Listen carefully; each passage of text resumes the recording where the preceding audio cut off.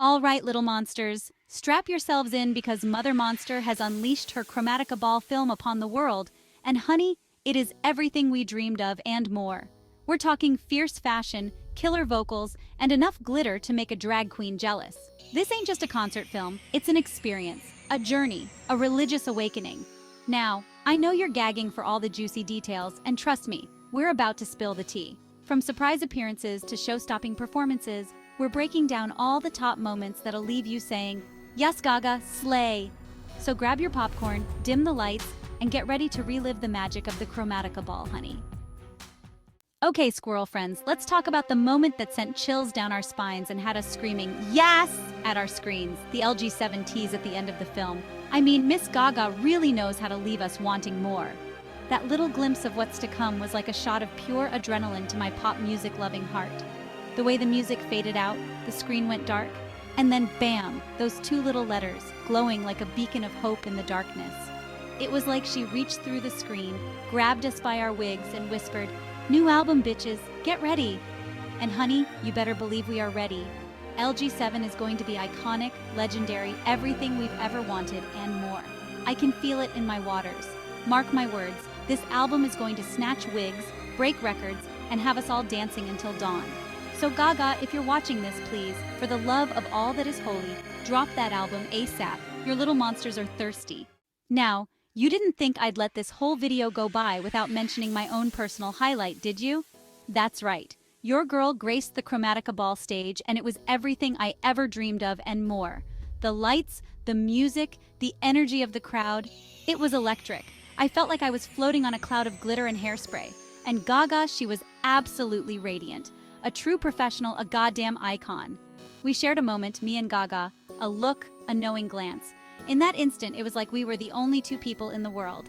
And then, she winked. She winked at me. I swear to the drag gods, she winked at me. Okay, maybe I'm embellishing a little bit. But a girl can dream, can't she? Let's be real. Every performance in the Chromatica Ball film is a masterpiece. But Rain on Me hits different. It's like a tidal wave of emotion, washing over you with its raw power and vulnerability. From the moment Gaga stepped onto that stage, drenched in ethereal light, you could feel the energy shift. The crowd went wild, and honey, I was right there with them, screaming my lungs out and dancing like nobody was watching.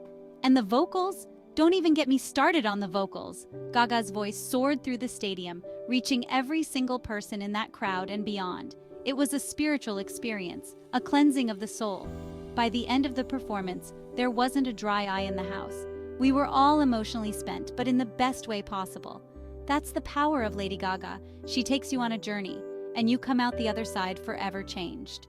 Okay, let's talk about the stage design for a hot minute because, honey, this wasn't just a stage. It was a goddamn spectacle.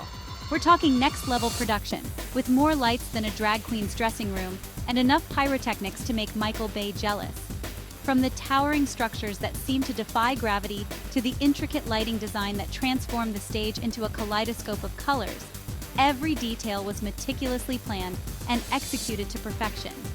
It was like stepping into another world, a world ruled by music and ruled by Gaga. And the technology? Don't even get me started on the technology.